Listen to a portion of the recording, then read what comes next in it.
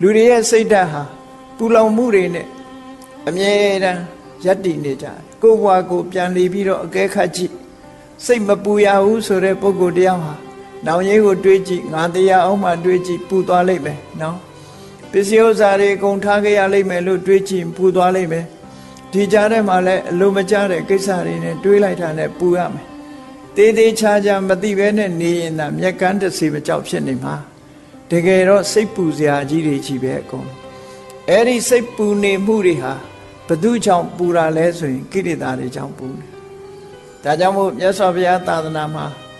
ဒီမဂ္ဂင်၈ပါးဆိုဒီမှာသီလသမာဓိပညာဒီ၃မျိုးသာဖြစ်တယ်ပေါ့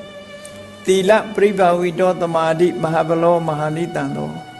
သီလနဲ့ထုံမွမ်းထားတဲ့သမာဓိဟာအစွမ်းထက်တယ်သမာဓိပရိဘာဝိတပညာမဟာဗလာမဟာနိတံသာသမာဓိနဲ့